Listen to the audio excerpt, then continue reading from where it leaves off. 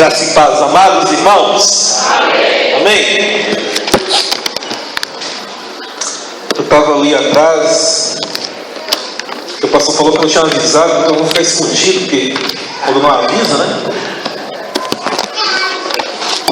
Irmãos, que privilégio poder estar aqui de novo. O pastor me ligou e a gente, quando um mau amigo liga, a gente procura encaixar para atender, né?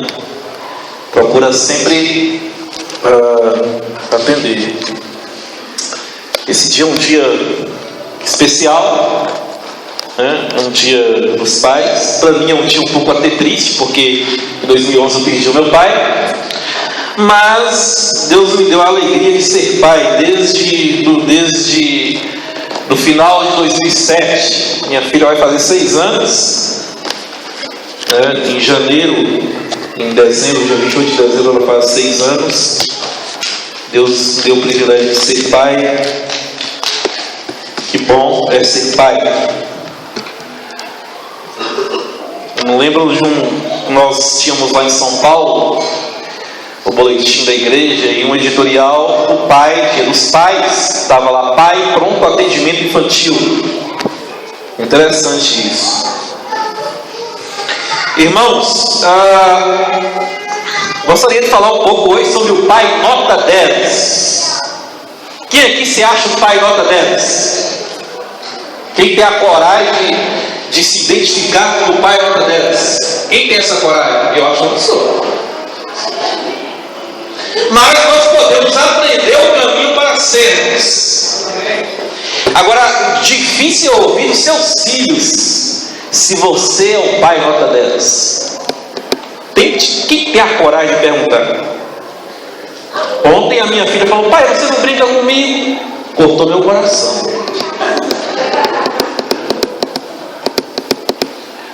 E ela falou assim: mesmo que você é menino e eu menina, não importa, a gente pode brincar.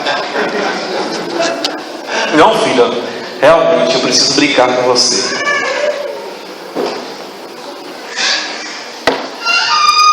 Eu estava ouvindo ali atrás o louvor e logo que cheguei, menino bonito, hein, pastor? Toquei sobre a marca cruz, reportei os meus ciclos de infância. E nós, no Batista, nós temos perdido muito desses hinos. Eu ouvi esse hino na igreja presbiteriana esses dias, um tempo atrás. Estava muita chuva, não consegui ir para o Jardim da Glória, visitei a igreja presbiteriana e ouvi esse hino, lembrei da infância. Esse hino é muito lindo. Tu que sobre a marca cruz revelaste o teu amor. Hino maravilhoso. Irmãos, os momentos iniciais do culto são momentos especiais, porque nós entramos, eu vou usar a linguagem da informática aqui, nós entramos em conexão com Deus. Às vezes nós ficamos desconectados.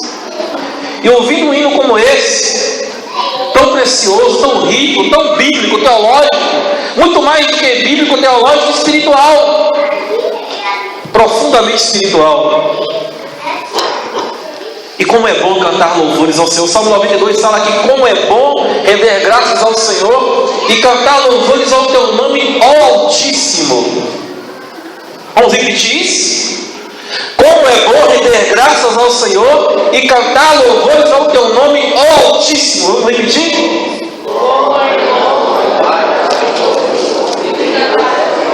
Ao teu nome, ó Altíssimo. Que maravilha, que maravilha. Agora você vai abrir a sua Bíblia, convido a você a ficar de pé.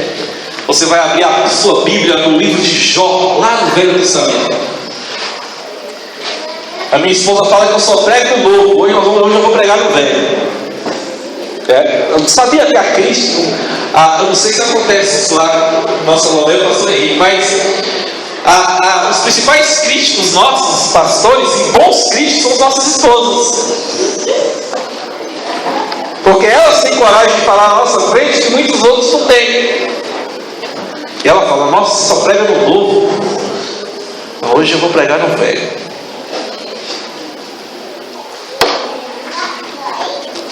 O livro de Jó é considerado pelos estudiosos o livro mais antigo da Bíblia. Dispensa a apresentação caráter de Jó. Isso também não se diz que Jó não tinha pecado, lógico que tinha. Paulo fala que todos os pecados separados são da graça de Deus, da glória de Deus. Agora Jó fez diferença. Eu poderia hoje falar sobre o caráter de Jó. Diz a Bíblia que Jó era um homem íntegro, temente a Deus, desviado do mal e reto. Mas hoje eu vou falar sobre uma qualidade de Jó que muitos talvez não se aperceberam. Vamos ler o texto até o verso de número 5. Eu estou com a Nova Versão Internacional, você deve acompanhar com a sua Bíblia aí. Quando eu cheguei, o irmão falou assim: esqueci a Bíblia, só falta o pastor Marcos estar aí hoje. Eu encostei perto dele e me olhou assim.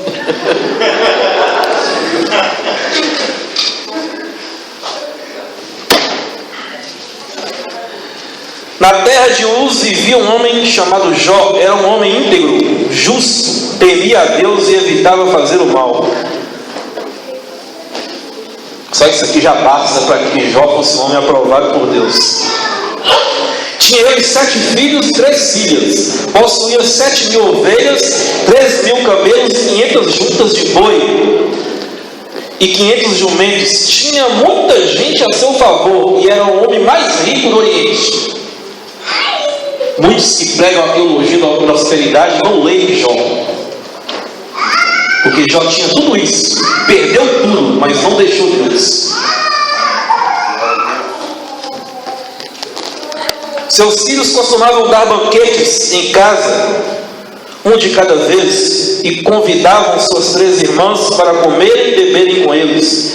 Terminado o período de banquetes, Jó mandava chamá-los e fazia com que purificassem. De madrugada ele oferecia em holocausto, um holocausto em favor de cada um deles, pois pensava: talvez os meus filhos lá no íntimo pecado e amaldiçoado a Deus.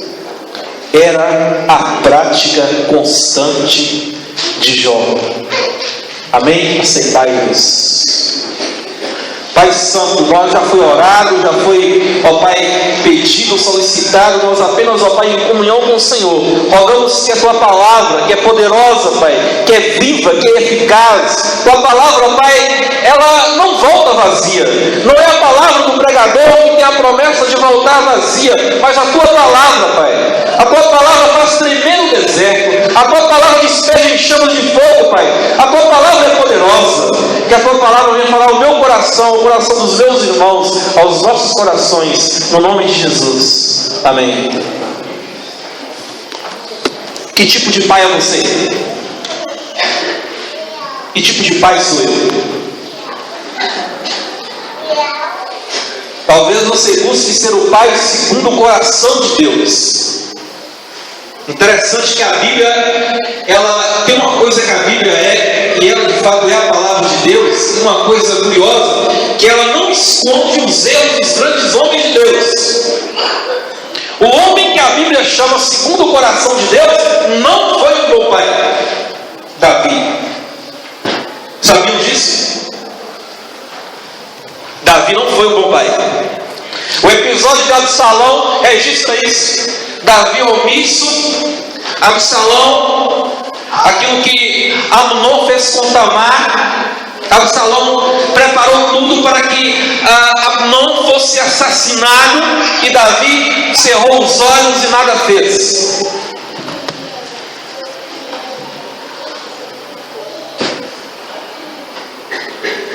Davi não foi o meu pai, mas não deixou de ser um homem segundo o coração de Deus. Que às vezes nosso olhar humano, nós queremos tudo perfeito, como se nós fôssemos perfeitos, né? Um dia eu cheguei na escola dominical, estava o irmão descendo além de Davi. Eu falei: meu pai é eterno, e segura aí, o Espírito Santo segura minha língua, porque eu não estou aguentando ouvir isso. Eu falei: irmão, você sabe quem foi o homem segundo o coração de Deus? Foi esse homem que está falando mal. Eu, pela misericórdia de Deus, eu não chego nem perto de Davi, com tudo que ele fez.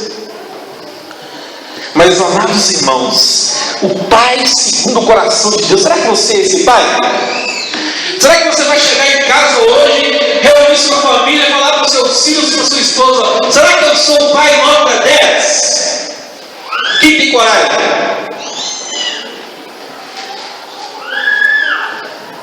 Eu não passei no teste ontem, eu preciso jogar. Essa palavra aqui é para mim. Talvez o simples fato de brincar já me afasta da nota 10.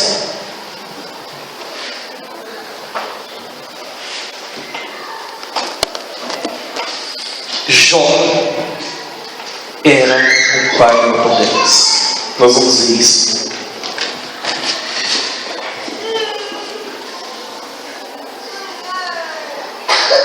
Interessante que o primeiro capítulo fala que vivia na terra de Uz. Essa terra é uma terra distante. Lamentações fala dessa terra. É uma terra nas proximidades da Palestina. E lá habitava Jó. Jó era um homem íntegro, temente a Deus, se desviava do mal. Mas Jó também tinha família. Jó tinha 7 filhos e 3 filhas. E era um homem muito rico. Talvez bastasse Jó dar o melhor estudo, o melhor recurso, uma melhor herança que ele tinha para isso, para os seus filhos, ele estava muito bem. Eu vou pagar a melhor faculdade para o meu filho, para a minha filha, vou deixar uma herança, vou deixar uma casa, eu vou deixar tudo para ele, tá bom, basta. Interessante que Jó, não foi isso que Jó, diz o texto que Jó deu algo muito melhor do que isso. Talvez você não tenha as condições financeiras para dar, para deixar algo, um legado, uma segurança, uma fortaleza para os seus filhos, mas tem algo que você tem que dar, você pode dar, que vem de Deus e que é muito importante. Diz o texto no verso 5, que terminado que eles, os filhos, se reuniam, filho de rico, né? Maravilhoso, comiam picanha todo dia. E aqui diz o texto que eles faziam banquete, se reuniam, comiam, não fala que se embebedavam, mas que comiam e bebiam, se fartavam. E o verso 5 diz que terminando um período de banquete, Jó mandava chamá-los. Possivelmente eles já fossem grandes e casados aqui, porque já não moravam com o pai e com a mãe, né? Porque lá na frente o texto de Jó também cita a mulher de Jó, já numa outra circunstância, que Jó não tinha nada e ela mandou Jó abençoar a Deus. E Jó mandou chamá-los em casa. E Jó de madrugada oferecia holocausto. O holocausto era um ato de sacrifício. Naquele tempo, o tempo de Jó, depois o tempo de Moisés, o tempo do Velho Testamento, Jesus não tinha vindo ainda. Desde que o homem pecou, Adão pecou, seus descendentes pecaram, o homem se aproximava diante de perto de Deus, o homem pelo pecado se afastou de Deus, e o homem se aproximava de Deus através de sacrifícios, e esses sacrifícios apontavam para um sacrifício superior em Jesus Cristo nosso Senhor.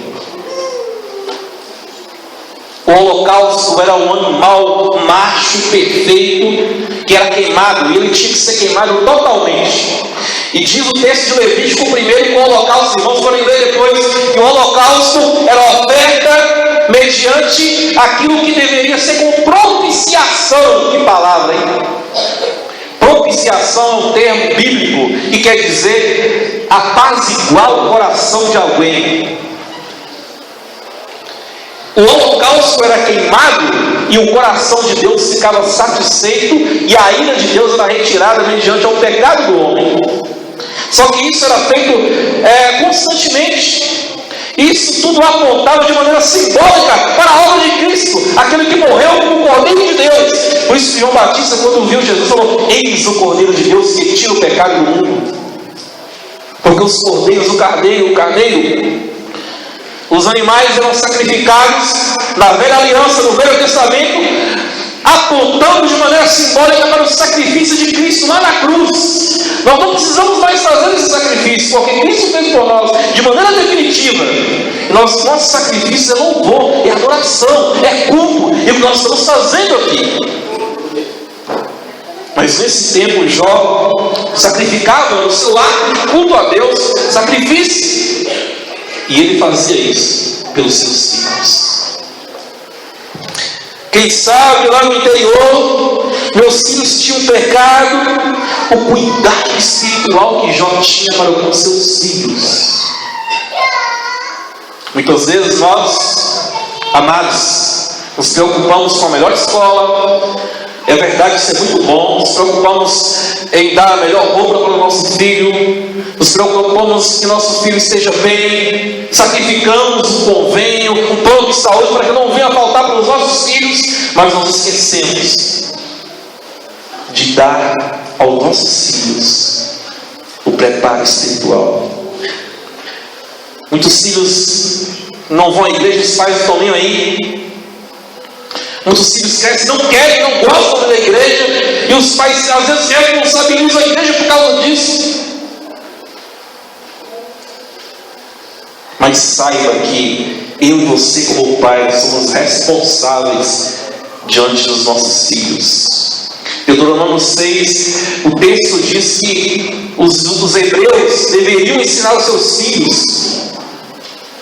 Ao levantar, ao sair, tudo era colocado nos umbrais das portas, nos lugares visíveis, a lei de Deus, para que os filhos fossem educados e conhecessem a lei de Deus desde pequenos.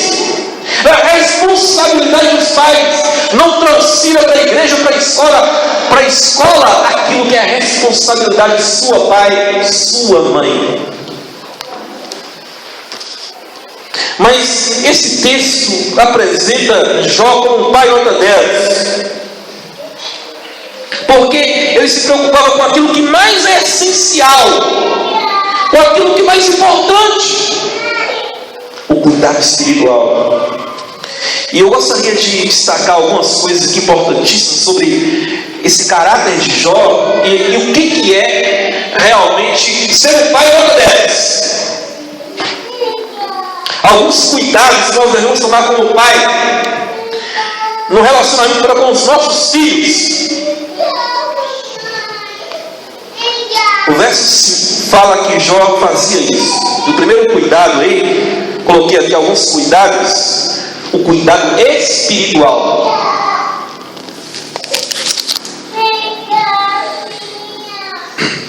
Muitos na Bíblia deixaram passar isso. Muitos não souberam aplicar aos seus filhos o cuidado espiritual. Davi foi um deles. Outro que foi o pai nota 0 foi o sacerdote Eli. Os filhos brincavam com as ofertas que deveriam ser oferecidas, comiam a carne que era a carne consagrada, Ofni e Finéias. E diz o texto de 1 Samuel, capítulo 3 em diante, que esses filhos pecaram e Eli ficou omisso, Eli nada fazia. Ao ponto de Deus chamar o menino Samuel 3 vezes: Samuel, Samuel, Samuel, para que Samuel fosse usado por Deus e consertasse a bagunça que os filhos de Eli estavam cometendo, e Eli nada fazia como pai.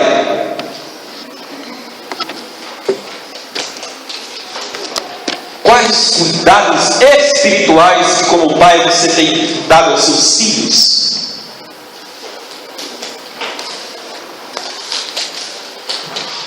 Você tem falado do amor de Deus para os seus filhos? Você pensa que peixinho é filho de peixe? Cresceu, nasceu, olha, por mais que eu creia na doutrina da eleição, né, como reformado que sou, você pensa que se você não ensinar ele, e aí? Você acha que você não tem responsabilidade sobre os seus filhos? Nós temos responsabilidade sobre os nossos filhos e devemos ensiná-los. Provérbios 22:6: ensine a criança no caminho que deve andar, quando envelhecer não se desviará dele. E às vezes eu ouço algumas mães falar assim: pastor, eu entreguei meus filhos nas mãos de Deus. Alguns pais falarem isso. Eu falei: oh meu Deus do céu, tem misericórdia dessa mãe. Pois eu falaria: pois Deus entregou seu filho nas suas mãos. Você entregou nas mãos de Deus, mas ele entregou nas suas mãos. E é responsabilidade da senhora, é responsabilidade do Senhor cuidar, ensinar.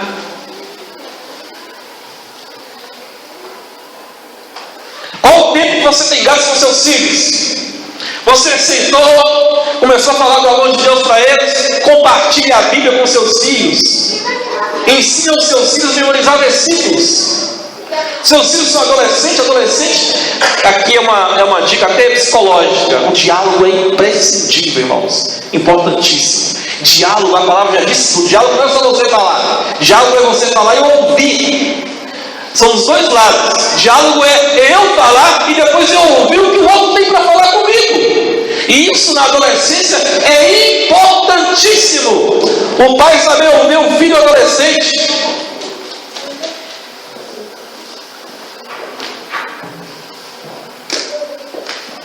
Interessante que cada ano, cada década que vai se passando, a adolescência, cada adolescência, não pense que a adolescência de hoje é a adolescência sua lá de alguns anos atrás. Interessante, quando eu era adolescente nos anos 90, eu encontro alguns adolescentes e falo, meu pai é eterno. Quando eu era adolescente eu não tinha nada disso. Não tinha mesmo. Não tinha internet, não tinha Facebook, não tinha celular. Falei, eu estou ficando velho. E o diálogo? Procure especialistas, procure ler, procure perceber o que é a adolescência. E os pais assustam, né? Eu lembro quando eu e meu irmão cresceu logo assim, minha mãe, nossa, você está falando grosso? Assustam. Eu fico pensando que quando a Mariana ficar adolescente, como é que eu vou estar, gente? O Senhor me prepara. Eu vou ficar assustado. Eu voltei na igreja que eu fui esses dias para pregar. Aí eu vi as crianças, eu vi o primeiro bebê com 10 anos. O primeiro bebê que eu apresentei está com 10 anos hoje, um menino. E estava bem vestido. Eu falei, eu creio, quem é esse menino? Todo mundo, mas você lembra dele? Eu falei, quem é? É o Bruno, a primeira criança que você apresentou com 10 anos atrás. Eu fui ordenado em 2003. E os outros que na época tinham 5 anos, hoje estão com 15. E uma menina filha da zeladora que na época tinha 6, 7, hoje está com 18. E eu brinquei para ela, e os gaviões vão aparecer. Eu disse, pastor, está cheio de gavião aqui. Que tipo de preparo espiritual você tem passado com seus filhos adolescentes? Olha, irmãos, eu me lembro que na adolescência eu não queria ir para a igreja. De manhã eu ia jogar bola, pulava, porque eu morava e o outro lado era a quadra da escola. Mesmo apanhando, e apanhava mesmo. Não queria ir. Até que um dia, alguém parou para me ouvir. E eu entendi o quanto é importante servir a Deus. Não bastava ser filho do vice-presidente da igreja e ser filho da presidente da União Feminina da igreja. Não bastava ser neto do pastor, não bastava tudo isso. Eu estava de saco cheio, escuta essa expressão aqui. Eu estava já chateado. Um dia, quando alguém parou para me ouvir, uma professora da escola bíblica dominical, eu quero te ouvir. Falei, apareceu alguém que me valorizou e começou a trabalhar na minha vida, orando por mim. Daquele dia em diante, nunca mais eu vi o mesmo, ao ponto de, anos depois, com 20, com 19 para 20 anos, Deus sendo chamado e eu vim para o seminário estudar. O preparo de saber ouvir. O preparo, eu creio que Jó fazia isso. Interessante que os filhos de Jó já eram criados aqui. Tem a expressão, filho criado e trabalho dobrado, né? Tem essa expressão por aí. O cuidado espiritual é muito importante. Quantos pais têm orado pelos seus filhos? Você ora pelo seu filho e ele já casou. E daí? Deixou de ser seu filho? E aqui vai uma dica para genros e noras. O seu marido, filhinha, continua sendo filho, viu? Ele tem pai e mãe. É lógico que os pais devem respeitar toda a vida conjugal. E para o genro também, a sua esposa tem mãe, tem pai. Porque às vezes acontece outro extremo quando se casa. Parece que os pais falecem e ainda vivos. Isso não pode acontecer. E é responsabilidade sua também de você cuidar da sogra também. Sabia disso? E do sogro. Ter o respeito, a consideração.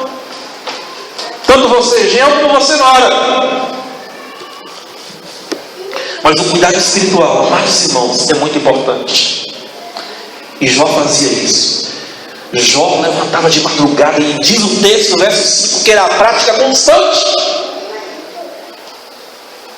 Você tem feito um sacrifício para o seu filho? Nesse dia dos pais, que você tem sido homenageado, presenteado, faça uma avaliação. Como anda a sua preocupação espiritual para com seu filho? Há pais que se preocupam tanto com os filhos, às vezes se preocupam do filho ter isso ou ter aquilo, mas não se preocupam se os filhos estão sendo salvos por Jesus Cristo. É lamentável. Não se preocupam se os filhos estão na igreja, na presença de Deus. Ah, pastor, meu filho está fazendo a melhor faculdade. Ah, pastor, meu filho hoje está no melhor emprego. Mas e aí? O seu filho está na igreja? Não sei. Não sei. Que Deus nos ensine a ser pais que tenham cuidado espiritual. Em segundo lugar, o pai nota 10, além do cuidado espiritual importantíssimo, ele deve ter um cuidado disciplinar. E esse cuidado disciplinar tem duas coisas: instrução e correção. Provérbios 26 fala no verso 22, 6, que deve ser instruída a criança no caminho em que deve andar, para quando envelhecer não se desviar. Instrução. Os pais são os primeiros professores dos filhos. Instrução, formação, educação, caráter é muito importante. Se você não instruir os seus filhos, eles vão aprender coisas erradas lá na rua. Somos nós pais que somos responsáveis por instruir nossos filhos em todas as áreas da vida. Ensinar a criança a ter educação desde cedo, para que você não passe vergonha com seu filho em certas ocasiões. Ensine em casa, são medidas que às vezes nós deixamos, isso não importa, deixa ele, impor limites, aprender a dizer não aos seus filhos, porque se o seu filho crescer ouvindo sempre o seu sim, um dia ele vai ouvir um não da vida e vai ficar frustrado. Aprenda a pôr limites nos seus filhos. Isso está servindo para mim, viu, meus irmãos? Eu tenho que aprender muito a pôr limite na minha filha. Porque com a minha esposa, ela não aponta não, mas comigo,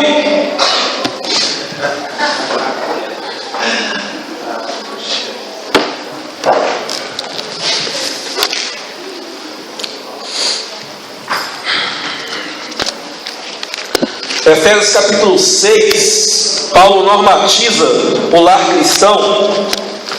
Olha o que Paulo fala.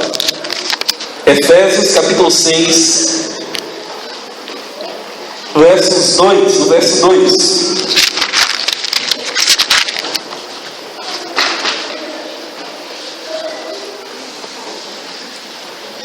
O verso 3, verso 4, aliás. Não irritem os vossos filhos, antes criem segundo a instrução e o conselho do Senhor. Ao invés de provocar a ira aos seus filhos, ao invés do maltrato. O maltrato não é desculpa. Nós não devemos maltratar ninguém, muito menos os nossos filhos. Agora não é desculpa a ausência de correção. Os filhos devem ser corrigidos. Provérbios fala que nem por isso eles morrerão quando forem instigados, gravarem, vai haver a correção. Eu ouvi outro dia na porta da igreja, meu irmão falar que ele corrigiu o filho dele. Lá em casa tem uma cadeirinha lá, e ela sempre é visitada. Tem uma cadeirinha lá no quarto. Essa cadeirinha, de vez em quando a gente usa ela. E ele chegou para mim e falou: olha, eu tive uma discussão dura com a minha sogra hoje de manhã antes de ir para a igreja, porque eu corrigi ele, vai aquela coisa, né? Vó é uma maravilha, né? Liberou geral. É isso mesmo, irmãos. Não adianta fugir, não. E os avós, talvez não ser avós, Deus me deve de saúde. E avós é assim mesmo. E ele falou: olha, a minha sogra, eu tive uma discussão feia com ela. Mas por quê? Porque eu corrigi o Pedrinho. E eu falei com ela: sabe por que eu estou corrigindo ele? Para amanhã eu e a senhora não buscarmos ele lá na FEBEM.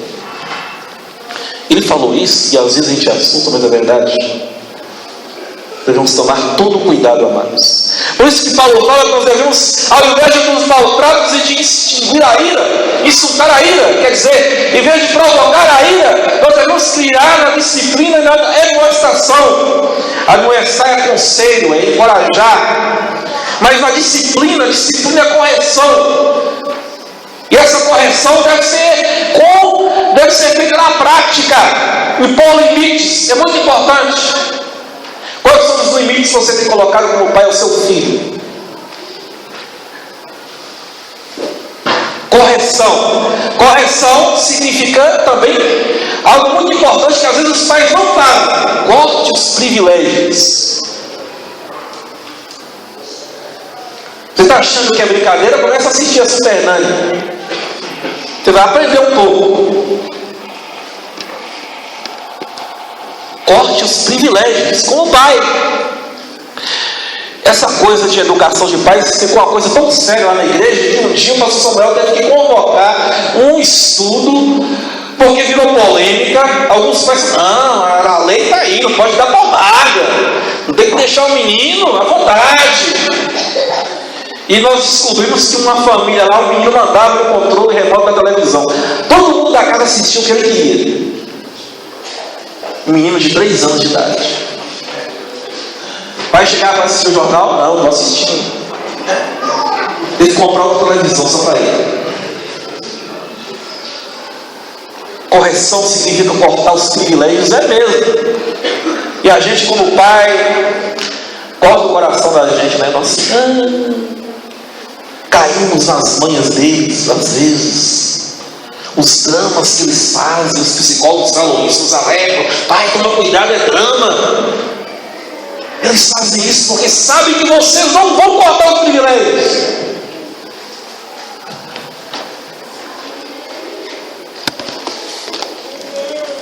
Irmãos, nos anos 80, que era a minha infância, não tinha culto infantil na igreja. Os pais seguravam os filhos. Graças a Deus, acho que o culto infantil começou a surgir até para abençoar as crianças. Mas a gente ficava ali, ó, sentava eu, meu pai e meu irmão, e a minha mãe de um lado e meu pai do outro. E a gente não era nem santinho, a gente tentava bagunçar. Mas nós tomávamos tantos beliscões que nós aprendemos a não bagunçar. E aí tinha o pai e a mãe, e lá atrás tinha quem? O famoso Diácono Batista. Prendia as pernas nossas. E o problema é que os diáconos foram autorizados pelos nossos pais a puxarem a nossa orelha. Aí pronto, não tinha para correr.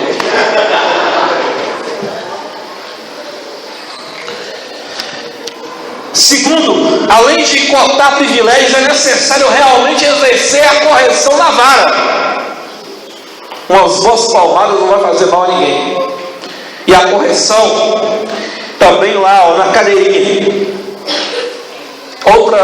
A Supernana escreve no jornal Batista Comunhão. Os irmãos dele tem um bloco, tem uma parte lá, nota dela. Interessante que ela, no programa anterior, uns tempos atrás, que eu assisti, e lá a gente, quando tem a oportunidade de assistir, senta todo mundo para assistir, principalmente a minha filha, né? E ela falou da importância como educadora e conhecedora da psicologia infantil que ela é. Estou fazendo propaganda para ela de jeito nenhum. Estou falando daquilo que é bom, a gente deve usufruir para abençoar a nossa família. Da cadeirinha, 5 minutos para eles são terríveis. Estou falando dos pequenos e para os adolescentes, hein? E para a turminha aí que está. E quando a gente está na adolescência, a gente fica bravo porque chama a gente de criança, e ao mesmo tempo a gente não quer ser adulto velho. A gente fica meio que sem identidade. Mas o adolescente também precisa ser, o pai precisa chegar junto. Irmãos, nós vivemos uma época em que eu acho um absurdo o filho não ter hora para chegar em casa, mesmo que ele tenha lá seus quase 18 anos. Quando o seu filho estiver na sua casa, ele pode ter 60 anos, mas quem manda nele é você. Aqui tem horário, aqui tem limite. Em troca da modernidade, em troca da liberalidade, tudo a gente acha tudo bonito. Ah, não tem problema, depois ele chega. E você não sabe onde ele está, depois acontece alguma coisa, você vai chorar amargamente. Isso é sério.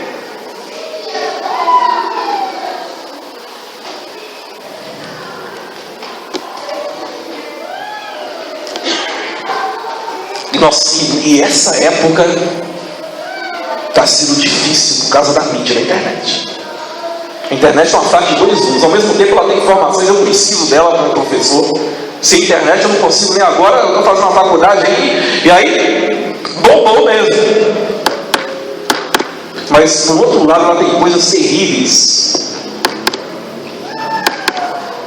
que é capetada pura.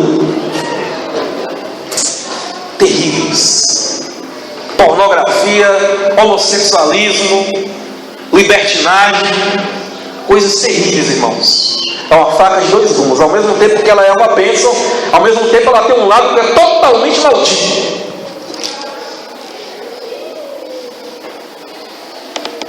E muitos pais não acompanham seus filhos na internet ou na televisão. É lamentável. Mas é necessário o cuidado da disciplina, que inclui instrução e correção. É importante que você eduque seus filhos. Chegou na adolescência, que seus filhos saibam conversar com seus filhos. Procure. A igreja hoje oferece muitos subsídios para isso. Muitos congressos têm sido para abençoar os pais. Tem o pastor José Gonçalves que prega na televisão, que tem livros, você pode até adquirir livros dele. Ou o pai, o que fazer. Pastor Gilson Pifano, que é o pastor da nossa igreja, que é pastor batista do Rio de Janeiro, que trabalha nessa área de família. Tem muita coisa, muito material bom para a gente, amados irmãos. Oração, ore com seus filhos. Seus filhos chegaram na adolescência, há mudanças no corpo, e ele, e aquele drama, apesar que hoje tudo é mais, a informação corre assim a mais de 300 por hora. É importante você sentar com seu filho e passar para ele, dialogar com ele, ouvi-lo. Muitos filhos adolescentes ficam perdidos, ilhados, isolados. Ninguém fala comigo, ninguém está nem aí para mim. Ninguém me ouve. E aí vem aquela palavra que eu já ouvi de muitos pais e já ouvi de muitos na igreja. Infelizmente não são adolescentes, pastor, são aborrecentes. Olha, você fala isso do seu filho.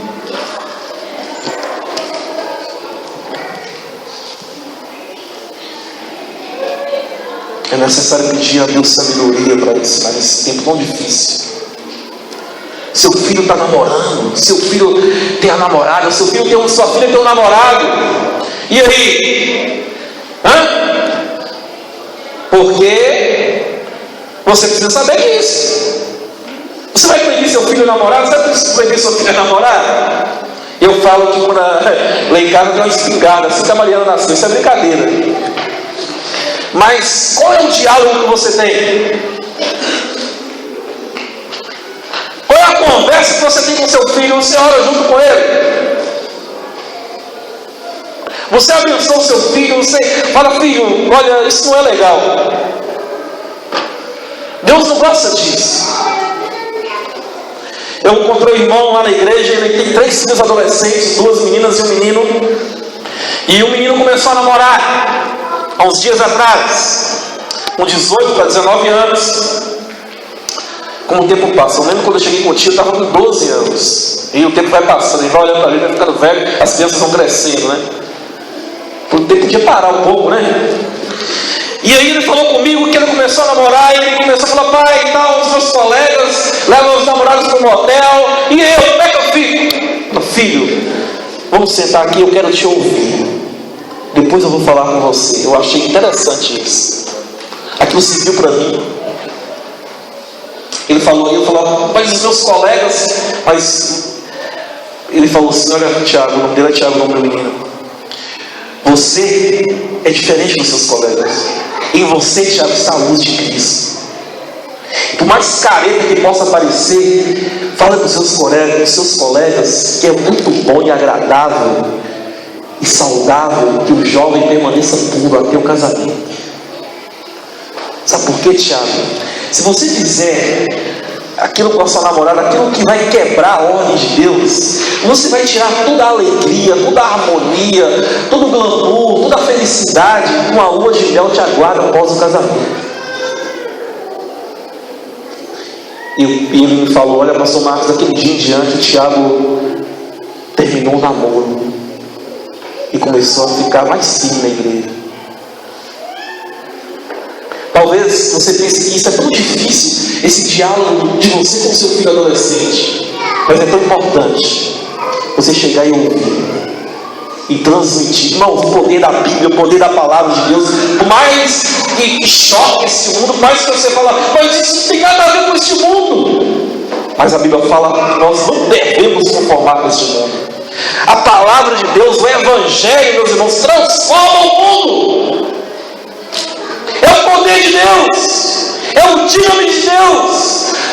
Crianças pelo Evangelho, fortes no Evangelho, jovens adolescentes saudáveis no Evangelho, vão impactar vidas e vão trazer vidas para igrejas pelo poder do Evangelho, porque Jesus transforma jovens. Jesus quer jovens aqui na igreja santos pelo poder da sua palavra.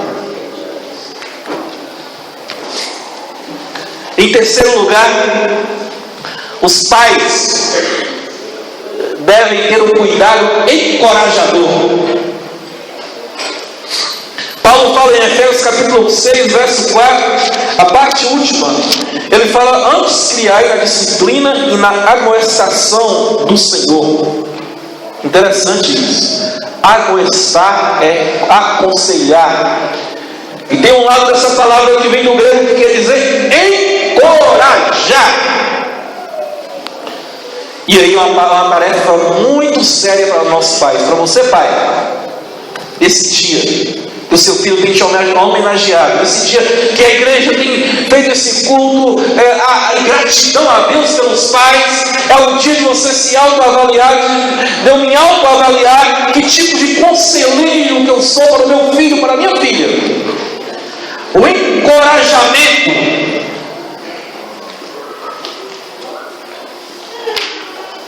É triste quando os pais comparam os filhos com os filhos dos outros, né? Tá vendo lá, ó, o filho de fulano, nossa, só tira nota 10 na escola, olha como ele é arrumado. Esse aqui, pelo amor de Deus, nem pintiu o cabelo, olha o cabelo fora da calça. Essa criatura que eu tenho dentro de casa, pelo amor de Deus, é triste ouvir isso. É triste. Só faça a comparação mediante ela servir como exemplo. Olha, seja como ele, como exemplo. Fora disso, evite fazer comparações. Encorajar o seu filho, seja um motivador dele. Que às vezes nossos pais não nos motivam. E aí tem que aparecer uma pessoa de fora para nos motivar. Encoraje seu filho, ele quer estudar, ele quer trabalhar. Eu falei, isso aí é um vagabundo, levanta meio-dia. Pastor, tem misericórdia daquela alma penada que eu tenho lá na minha casa. Está difícil. Mas e você? O que você tem feito? Vem cá, filhão, o que está acontecendo? Você não está estudando? O que está acontecendo com você?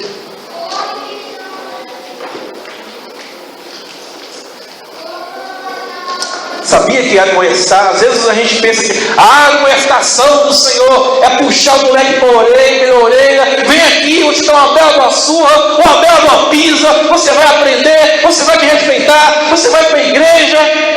Mas você quer isso? Não tem nada a ver com isso. Admoestar é encorajar, é aconselhar, é motivar.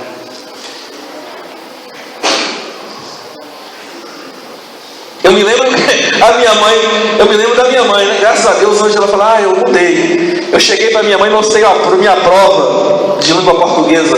Mãe, tirei 10. Você devia tirar 11. Acabou comigo. Acabou comigo. Mas foi a prova vale 10. Queria que eu tirasse 11. É brincadeira, né? E aí? Quais são os elogios que você tem dado para o seu filho? Ensine o seu filho a prudência. Ensine o seu filho a conviver, a respeitar, a ser educado. Ensine ao seu filho, motive-o a crescer na vida. Mas mais tarde a minha mãe me motivou muito quando eu falei para ela que eu queria ir para o seminário. Foi uma das pessoas que mais me motivou. Ela e meu pai, meu saudoso pai que está no céu. Ela me motivou muito. Hoje eu ligo para ela: mãe, eu estou fazendo outra faculdade, mãe, eu estou fazendo isso, mãe, tal, e ela me motiva. Eu sei que aquela vez ela pisou na bola com o negócio da prova de português, mas hoje ela me motiva. Você tem motivado o seu filho? Às vezes o filho: mãe, eu inventei aprender a tocar bateria lá em 1994, quase 20 anos atrás. E na época a primeira igreja da associação passou a ter bateria foi a nossa. O dia que a bateria entrou na igreja, metade das irmãs saíram da igreja e falaram: nossa, virou pentecostal aqui agora.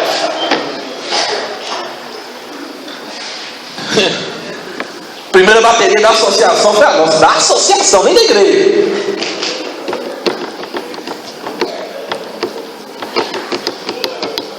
E o meu irmão foi mais pro lado da música, aprendeu a tocar.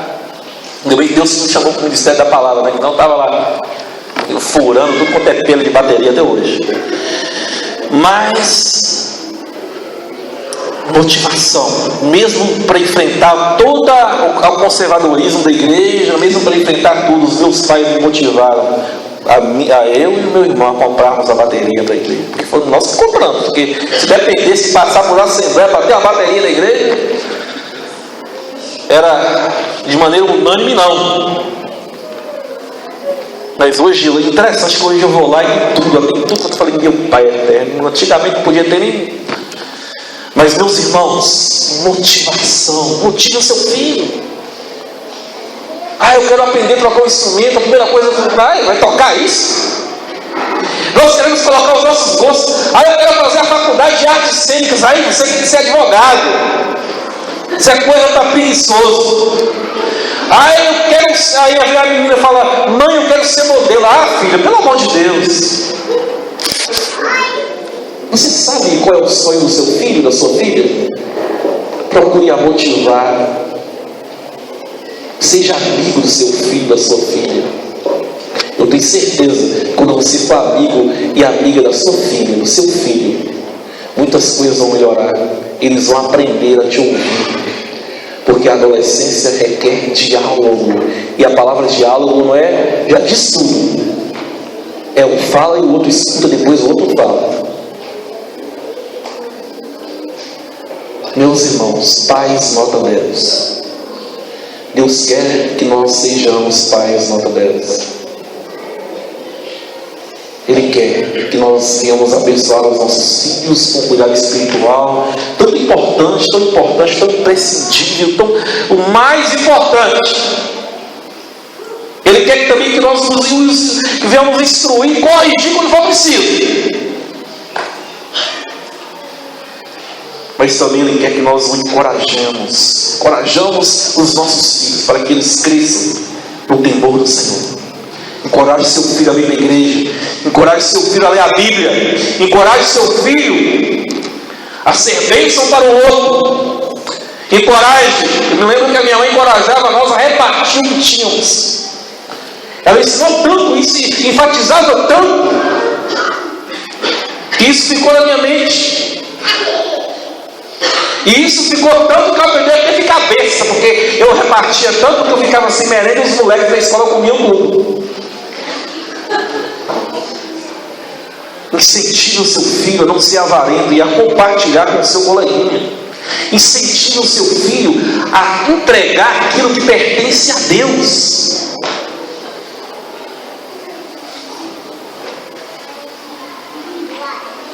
incentive o seu filho a ser bênção na igreja, bênção na escola e bênção para a sociedade. Amém?